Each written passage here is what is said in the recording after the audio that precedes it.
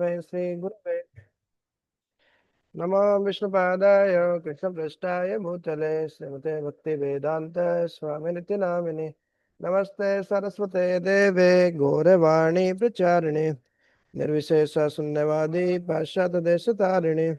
जय श्री कृष्ण चैतन्य प्रभु नित्यानंद श्री अद्वैत गदाधर श्रीवासादि गौर भक्तवृंद। हरे कृष्णा कृष्णा कृष्णा हरे हरे, हरे राम राम राम हरे हरे। हरे कृष्णा। ग्रंथराज श्रीमद् भागवतम तृतीय स्कंद, तीसरा स्कंद। और तीसरे स्कंद का शुभारंभ ही कर रहे हैं, शुरू ही कर रहे हैं। तो तीसरे स्कंद में क्या क्या है एक बार हम देख लेते हैं, कितने अध्याय हैं और क्या क्या है। तो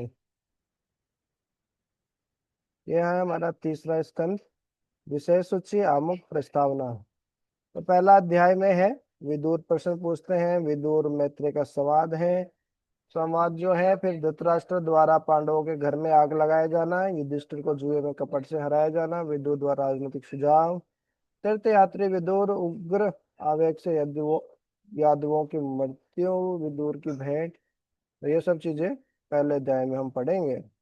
दूसरे अध्याय में देखिए, भगवान श्री कृष्ण का स्मरण कर रहे हैं, उद्धव का बाल्यकाल, उद्धव में भाव परिवर्तन, विश्व का सूर्य अस्त हो रहा है क्योंकि भगवान, हाँ, धराधाम को छोड़ के, हाँ, आ- भगवत धाम की ओर प्रस्थान करना है। यदु द्वारा परमेश्वर के रूप में कृष्ण को नहीं जान पाना, श्री कृष्ण की समस्त आभूषणों का भूषण, कृष्ण के चले जाने पर गोपियों की परिवेदना, कृष्ण के आचरण से विदुर दुखी, ये सब चीजें। अध्याय 3 में है वृंदावन से बाहर भगवान की लीलाएं, कृष्ण तथा बलराम द्वारा कंस का वध, कृष्ण द्वारा रुक्मणी हरण, इस प्रकार से। अध्याय 4 में विदुर का मैत्र के पास जाना, कृष्ण की इच्छाओं से यदुओं का विनाश, अरुणोदय की बातें, कृष्ण के लाल नेत्र होना। अध्याय 5 मैत्रेय और विदुर संवाद।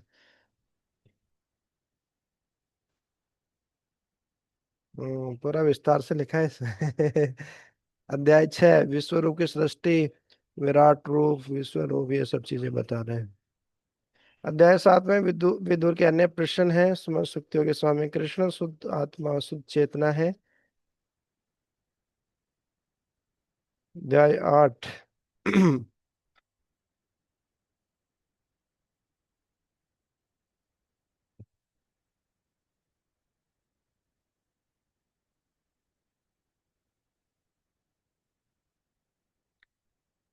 अध्याय 14 में देखेंगे तो ये अपना जो प्रहलाद महाराज का जो प्रसंग है वो भी इसमें शुरू हो जाता है।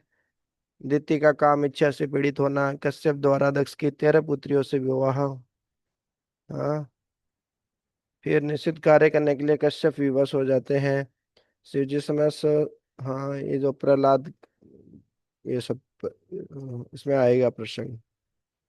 अध्याय 15 में, हाँ, ये जो चतुष्कुमार वाला प्रसंग, ये भी पढ़ेंगे हम।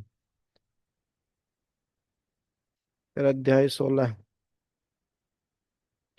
अध्याय 17 में फिर से जो चतुष्कुमार का ऊपर आ गया, उनको जय विजय को साप मिलेगा, शराप। तो उसके बाद में हिरण्यकशिपु और हिरण्याक्ष बनेंगे वो। तब हिरण्याक्ष का वध तो यहीं पे कर देंगे, वराह अवतार आ गए देखिए। और फिर प्रहलाद महाराज का प्रसंग आगे आगे भी स्कंद में आएगा।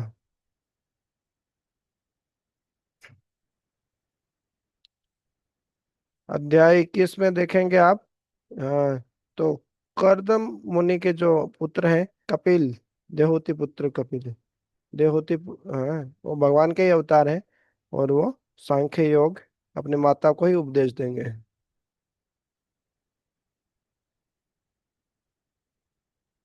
तो इस प्रकार से अध्याय 25,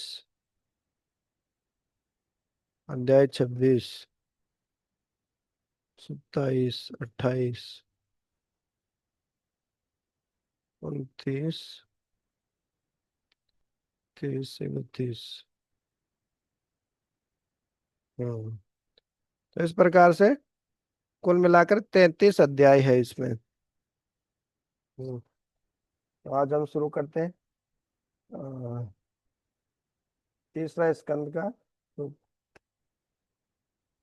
पहला अध्याय है विदुर द्वारा पूछे गए प्रश्न। हम्म, तो यहाँ से हम शुरू करते हैं। रोजी शुरू करें अपन। ठीक है, हरे कृष्णा नंदन श्री प्रभुपाद जी की जय, समय भक्तवृंद की जय। अध्याय 1, विदुर द्वारा पूछे गए प्रश्न। श्री शुक उवाच। एवमेतत् पुरा पृष्टो मैत्रेयो भगवान् किल सत्प्रावनं प्रविष्टेन त्यक्त्वा स्वगृह मृद्धिमत्। श्री सुखदेव गोस्वामी ने कहा, अपना समृद्ध घर त्याग कर जंगल में प्रवेश करके महान भक्त राजा विदुर ने अनुग्रहकारी श्री मैत्रेय मुनि ऋषि से यह पूछा। त्यक्त्वा अहं मंत्रकृत्वो भगवान् अखिलेश्वरः पौरवेन्द्र गृहं हित्वा प्रविवेशात्मसात्कृतम्। पांडवों के रिहायशी मकान के विषय में और क्या कहा जा सकता है। सबके स्वामी भगवान श्री कृष्ण आप लोगों के मंत्री बने। वे उस घर में इस तरह प्रवेश करते थे मानो वह उन्हीं का अपना घर हो, और वे दुर्योधन के घर की ओर कोई ध्यान ही नहीं देते थे। तात्पर्य गौड़ी अचिंत्य भेदात भेद तत्व दर्शन के अनुसार जो भी वस्तु भगवान श्री कृष्ण की इंद्रियों को तुष्ट करती हो, वह भी श्री कृष्ण है। उदाहरणार्थ, वृंदावन धाम भगवान श्री कृष्ण से अभिन्न है, तद्धाम वृंदावनम, क्योंकि श्री भगवान वृंदावन में अपनी अंतरंगी शक्ति का दिव्य आनंद भोगते हैं। इसी तरह पांडवों का घर भी श्री भगवान के लिए दिव्य आनंद का स्रोत था। यहाँ इसका उल्लेख हुआ है कि श्री भगवान ने इस घर को अपने ही आत्मा की तरह समझा। अतएव पांडवों का घर वृंदावन के समान ही था, और विदुर को उस दिव्य आनंद वाले इस स्थान का परित्याग नहीं करना चाहिए। अतः उनके द्वारा घर छोड़ने का कारण वास्तव में पारिवारिक अनबन नहीं थी, प्रत्युत विदुर ने इस अवसर का लाभ श्री मैत्रेय मुनि से मिलने और दिव्य ज्ञान की चर्चा करने हेतु उठाया। विदुर जैसे साधु पुरुष के लिए सांसारिक मामलों को लेकर उठने वाला कोई भी विघ्न महत्वहीन था, किंतु कभी कभी ऐसे विघ्न उच्चतर अनुभूति के लिए अनुकूल होते हैं। अतः विदुर ने पारिवारिक अनबन का लाभ श्री मैत्रेय मुनि से भेंट करने में उठाया। हरे कृष्ण। हरे कृष्ण। तो जैसे हमारे जीवन में बहुत सारे कष्ट आते हैं, बहुत कुछ आते हैं, लेकिन उसको कैसे समझे। हमारे कर्मों के कारण आ रहे हैं कि भगवान हमको जानबूझ के दे रहे हैं, परीक्षा ले रहे हैं हमारी। हाँ, तो बताते हैं कि कोई हमारे जीवन में उथल पुथल आ रही है, कष्ट आ रहे हैं, तो यदि हम भगवान के करीब जा रहे हैं तो भगवान की कृपा है, वो भगवान हमारी परीक्षा ले रहे हैं। और भगवान से दूर जा रहे हैं और उन उथल पुथल से हम बहुत प्रभावित हो जा रहे हैं, तो हमारे कर्मों के कारण ही हम कर्मों का फल भोग रहे हैं। हम्म। तो जैसे पारिवारिक अनबन हो जाती है, परिवार में झगड़ा हो गया, ठीक है, झगड़ा हो गया तो हम भगवान के करीब जा रहे हैं तो झगड़ा अच्छा है, कोई समस्या नहीं। तो विदुर जी का ये पारिवारिक अनबन होना, हम्म, और फिर उसका लाभ उठाया, देखिए उन्होंने। तो यही वास्तव में बुद्धिमत्ता है। Best use of bed bargain. हमको तो ये मनुष्य शरीर मिल गया है, और मनुष्य शरीर तो कष्टप्रद ही है। देखिए मरने के कितने सारे तरीके हैं। अभी हमारे बेस के लड़के विदिशा से एक अ, नदी में गए थे ऐसे दोस्तों के साथ नहाने के लिए। वहां पे वो डूब गए और शरीर छोड़ दिए। तो मैं सोच रहा था, देखिए मरने के कितना आसान है मरना, लेकिन जीना कितना मुश्किल है। जीने के लिए आपको खाना पड़ेगा, बीमारी से लड़ना पड़ेगा, कितने सारे चीजें देखनी पड़ती है। कि हाँ, कि हमारी मृत्यु नहीं हो। और जीना तो कितना आसान है। कोई गला काट दे, कोई गोली, है ना, कोई शूट कर दे, कोई पानी में डूब जाए, कोई बीमारी हो जाए, कुछ भी हो सकता है, अनगिनत तरीके हैं। तो समझदारी इसी में है कि कोई भी चीज हो, वो क्या हमको भगवान के करीब लेके जा रही है क्या। नहीं लेके जा रही, मतलब वो माया में फंसा रही है हमको। तो ऐसे ही है, जो विदुर जी थे उन्होंने भी ऐसे ही किया। हाँ। पांडवों के रिहायशी मकान के विषय में और क्या कहा जा सकता है। सबों के स्वामी श्री कृष्ण, तुम लोगों के मंत्री बने। वे उस घर में इस तरह प्रवेश करते थे मानो उन्हीं का अपना घर हो। पूरी दुनिया हमारी बुराई करेगी, है, लेकिन भगवान हमको अपना ले तो क्या चाहिए। पूरी दुनिया हमारी प्रशंसा कर रही है, लेकिन भगवान, हम भगवान से, भक्तों से दूर हो गए तो क्या फायदा है। उस वाहवाही का क्या ही फायदा। हम्म। तो इसमें ये बहुत महत्वपूर्ण है। दुर्योधन के दुर्योधन के 56 भोग नहीं खाए भगवान, है, विदुरानी के केले के छिलके खा लिए। तो भक्त्या प्रचति, बात भक्ति भाव की है, प्रेम की बात है। जहाँ प्रेम होता है वहां पे ज्यादा चीजें हम नहीं देखते हैं, हम चले जाते हैं, हैं? ऐसे भगवान तो भावग्राही जनार्दन, तो भगवान तो देखते ही भाव है उनको तो। सेवा भाव, प्रेम भाव, कितने प्रेम से कर रहे हैं हम, वो सबसे महत्वपूर्ण है। हम भी देखते हैं कि कोई बहुत सारे लोग बुलाते हैं लेकिन प्रेम नहीं है, तो हम भी ऐसे कोशिश करते हैं, चलो ठीक है, नहीं जाएंगे, है ना, कैसे बचा जाए उस परिस्थिति से। प्रेम होता है तो अपने आप चले जाते हैं हम। नहीं तो क्या झगड़ा ही होता है, छोटी छोटी बातों को लेके ऐसे होता है, नहीं मैं क्यों करूं, तुम क्यों कर, आप ही करो ऐसे, हमको क्यों बोल दिया ऐसा। और प्रेम होता तो सब चीजें एडजस्ट हो जाती है। हाँ। जैसे अभी कुछ मंदिर में कुछ हमारे जन्माष्टमी का कार्यक्रम था, बहुत सारी सेवाएं थी। तो एक हमारे कांग्रेगेशन की माता जी बहुत गुस्सा हो गए एक ब्रह्मचारी पे। तुमने ऐसे क्यों किया, तुमने ऐसे क्यों किया। हाँ, वो बेचारा इंचार्ज, वो पूरी सेवा देख रहे हैं। लेकिन वो गुस्सा हो गई, ऐसा क्यों किया, तुमने वैसा क्यों कर दिया। फिर उनसे थोड़ा सा घुमा फिरा के क्वेश्चन किया कि यहाँ पे आपको बेटा होता, सीधा नहीं बोला कि यहाँ पे आपको बेटा होता तो आप कैसे करते। हाँ हाँ, वो तो थोड़ी बहुत तो गलती हो ही सकती है ना। तो बोले आप अपने बेटे की तरह नहीं देख पा रहे हैं उनको, है ना। तो इस कारण आपको इतनी समस्या हो रही है। थोड़ी भी गलती आप उनसे सहन नहीं कर पा रहे हैं ऐसा। हम्म। तो अभी 10 मिनट रामचरितमानस पढ़ लेते हैं प्रभु। आज हमने देखा कितने, जो 33 स्कंद के सारे अध्याय और उनके बारे में संक्षिप्त, और हमने ये 2 श्लोक पढ़े। तो इसके आगे हम कल से कंटिन्यू करेंगे। अभी हम थोड़ा रामचरितमानस का आस्वादन कर लेते हैं, काफी समय से मेरा भी सुनना हुआ नहीं। तो कहाँ तक प्रभु जी अपना कवर हो गया अभी, कहाँ तक पढ़ लिए प्रभु अपन। जी हमें बाल कांड में दोहा नंबर 156 तक पढ़ लिया था। 56।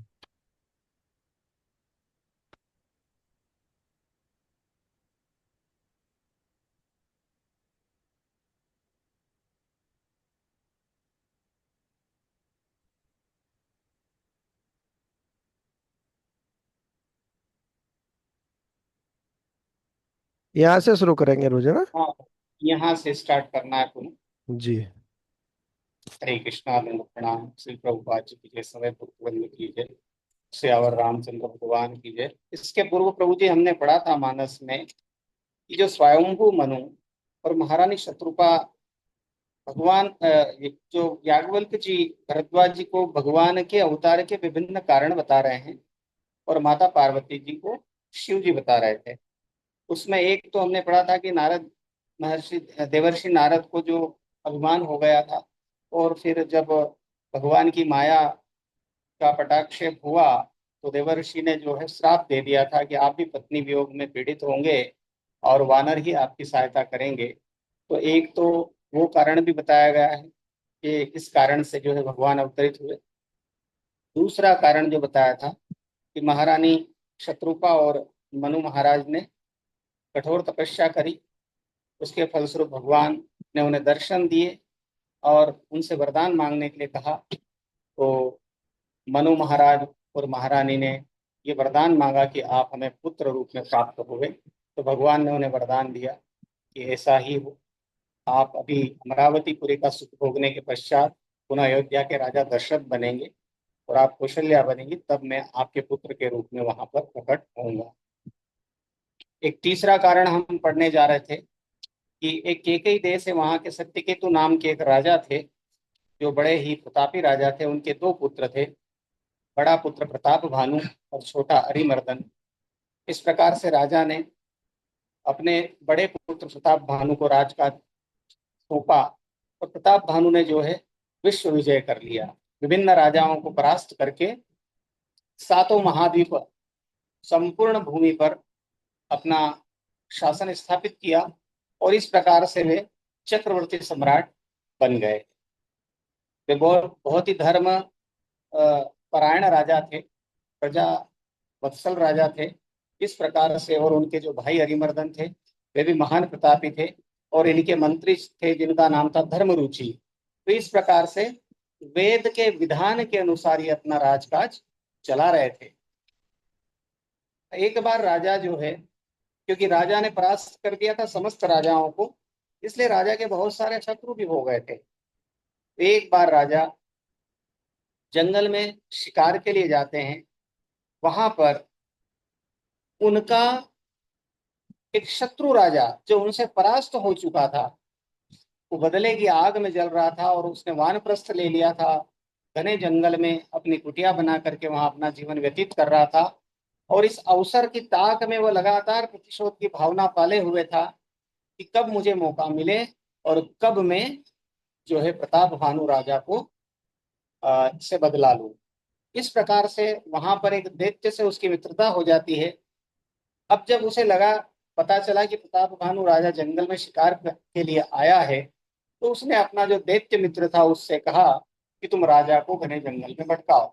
इस प्रकार से उस दैत्य ने शूकर का रूप धारण किया और राजा ऐसा विचित्र शूकर का रूप धारण किया। और जब राजा ने उसे देखा तो राजा भी तुरंत जो है अपना घोड़ा उसके पीछे लगा दिया और इस प्रकार से शरसंधान किया, बाण उस पर साधा। लेकिन वह लुकता छिपाता, प्रकट अप्रकट होता हुआ राजा को छकाता हुआ घने जंगल की ओर ले गया। इस प्रकार से हम आगे फिर बढ़ते हैं। नीलमहीधर शिखर समा देखी विशाल बराहु चपरि चले हय सुटु की नृप हाँ कि न होई निपाहु। नील पर्वत के शिखर के समान विशाल शरीर वाले उस सुअर को देखकर राजा घोड़े को चाबुक लगाकर तेजी से चला और उसने सुअर को ललकारा कि अब तेरा बचाव नहीं हो सकता। आवत देखी अधिकरव बाजी चले बराह मरुत गति भाजी तुरत कीन निपसर संधाना महिमिली गया बिलो कतबाना।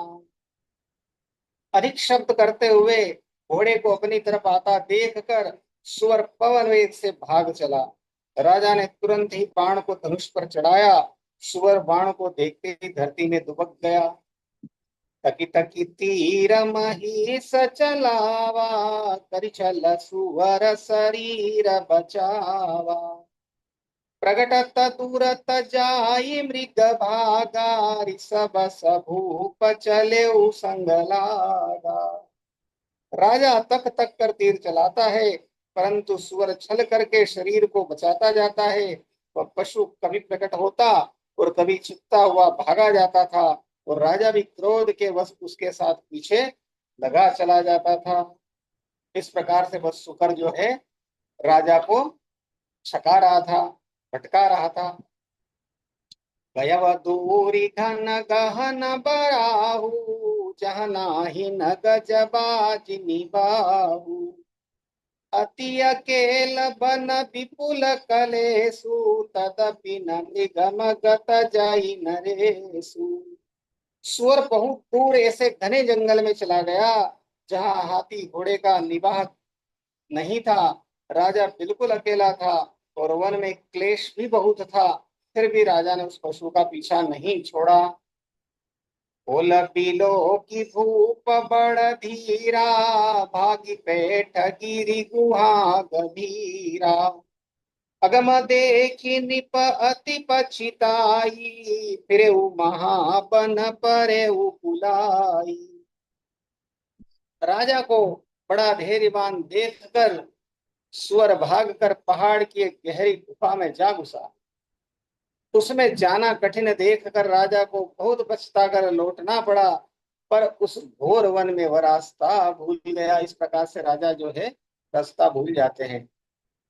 खेद खिन्न क्षुधित तृषित राजा बाजी समेत, खोजत व्याकुल सरित सर, चल बिनु भयउ अचेत।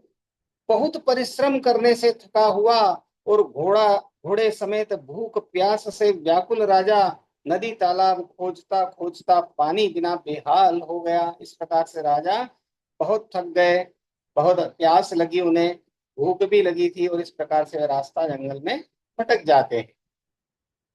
गिरत विपिन आश्रम एक देखा, तहाँ बसन पति कपट मुनि बेशा, चासुदेश निपलिन छड़ाई, समर से न तजी गया उपराई। वन में फिरते फिरते उसने एक आश्रम देखा। वहां कपट से मुनि का वेश बनाए एक राजा रहता था, जिसका देश राजा प्रताप भानु ने छीन लिया था, और जो सेना को छोड़कर युद्ध से भाग गया था। इस प्रकार से वह कपट मुनि जो राजा था, वो कपट मुनि का वेश धर करके प्रताप भानु को से बदला लेने की भावना को पाल करके वहां जंगल में निवास कर रहा था, और उसे अवसर मिल गया। समय प्रताप भानु कर जानी, आपन अति असमय अनुमानी, कयउ न गृह मन बहुत गलानी, मिलान राज ही नृप अभिमानी। प्रताप भानु का समय अच्छे दिन जानकर और अपना कुसमय बुरे दिन अनुमान कर उसके मन में बड़ी ग्लानि हुई। इससे वह न तो घर गया और न अभिमानी होने के कारण राजा प्रताप भानु से ही मिला। वो जो राजा जो प्रताप भानु से परास्त हो चुका था, उस राजा ने क्या किया कि न तो वो अपने राज्य को गया और न ही प्रताप भानु पर उसने शरणागत हुआ। इस प्रकार से वो जंगल में रहने लगा।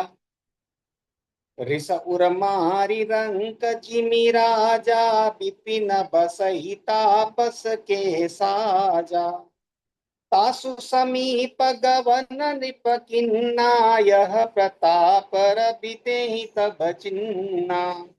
दरिद्र की भांति मन ही में क्रोध को मार कर वह राजा तपस्वी के वेश में वन में रहता था। राजा प्रताप भानु उसी के पास गया। उसने तुरंत पहचान लिया कि यह प्रताप भानु है। अब राजा थक चुका था, भूख और प्यास के मारे बेहाल था। राजा ने देखा, रास्ता भी भटक गया था, संध्या समय हो गया था, और राजा ने देखा कि एक से कुटिया दिखाई दी तो बड़ी आशा बंध गई। इस प्रकार से वह जो है उस कुटिया की तरफ गया राजा। वो जो कपट मुनि था उसने राजा प्रताप भानु को पहचान लिया। राउ त्रसित नहीं सो पहचाना, देखि सुबेश महामुनि जाना, उतरी तुरगते कीन प्रणामा, परम चतुर न कहे निज नामा। राजा प्यासा होने के कारण व्याकुलता में उसे पहचान न सका, कपट मुनि को नहीं पहचान सका। सुंदर वेश देखकर राजा ने उसे महामुनि समझा और घोड़े से उतरकर उसे प्रणाम किया, परंतु बड़ा चतुर होने के कारण राजा ने उसे अपना नाम नहीं बतलाया। भूपति तृषित बिलोकित ही, सर बरु दिन दिखाई, मज्जन पान समेत हय, नृपति हर्षाई। राजा को प्यासा देखकर उसने सरोवर दिखला दिया। हर्षित होकर राजा ने घोड़े सहित उसमें स्नान और जलपान किया। केसम सकल सुखी निप भयऊ, निज आश्रम तापस ले गयऊ, आसन दिन अस्तर बिजानी, पुनि तापस बोले मृदुबानी। सारी थकावट मिट गई, राजा सुखी हो गया। तब तपस्वी उसे अपने आश्रम में ले गया और सूर्यास्त का समय जानकर उसने राजा को बैठने के लिए आसन दिया। फिर वह तपस्वी कोमल वाणी से बोला। अब राजा ने जब स्नान किया, पानी पिया, उनकी थकान मिट गई, और फिर वह कपट मुनि पुनः राजा को अपने आश्रम में ले जाता है और कहने लगा, को तुम कसबन फिरहूं अकेले सुंदर जुबा जीव परहेले। चक्रवर्ती के लक्षण तोरे देखत दया लागी अति मोरे। यद्यपि वह कपट मुनि पहचान गया था कि ये राजा प्रताप भानु, फिर भी वह पूछने लगा कि तुम कौन हो? सुंदर युवक होकर जीवन की परवाह न करके वन में अकेले क्यों फिर रहे हो? तुम्हारे चक्रवर्ती राजा के से लक्षण देखकर मुझे बड़ी दया आती है। नाम प्रताप भानु अवनीसा, तासु सचिव में सुनहु मुनीसा। फिरत अहेरे परऊं भुलाई, बड़े भाग देखेऊं पद आई। राजा ने कहा, है मुनीश्वर सुनिए, प्रताप भानु नाम का एक राजा है, मैं उसका मंत्री हूँ। राजा ने वहां पर अपनी पहचान छुपा ली। शिकार के लिए फिरते हुए राह भूल गया हूँ। बड़े भाग्य से यहाँ आकर मैंने आपके चरणों के दर्शन पाए हैं। कपट मुनि तो जानता था कि ये प्रताप भानु है, लेकिन राजा ने अपना स्पष्ट परिचय न देते हुए कहा कि प्रताप भानु नाम के जो राजा हैं, मैं उनका मंत्री हूँ। हम कहाँ दुर्लभ दरस तुम्हारा, जानत हूँ कछु भल हो निहारा। कह मुनि तात भयऊ अंधियारा, जो जन सत्तरी नगर तुम्हारा। हमें आपका दर्शन दुर्लभ था, इससे जान पड़ता है कुछ भला होने वाला है। मुनि ने कहा, हे तात, अंधेरा हो गया, तुम्हारा नगर यहाँ से 70 योजन पर है। निशा घोर गंभीर बन, पंथ न सुनहु सुजान। बसहु आज अस जानी तुम, जायु हो तबिहान। हे सुजान सुनो, घोर अंधेरी रात है, घना जंगल है, रास्ता नहीं है, ऐसा समझकर तुम आज यहीं ठहर जाओ, सवेरा होते ही चले जाना। सियावर रामचंद्र भगवान की जय। वीर शिरोमणि से हनुमान जी महाराज की जय। समय प्रबंध की जय। हरे कृष्णा प्रभु जी। हरे कृष्णा। बहुत बहुत धन्यवाद प्रभु जी। तो यहीं समाप्त करते हैं। अनंत कोटि वैष्णव वृंद की जय। निताई गौर प्रेमानंदे। हरि हरि बोल।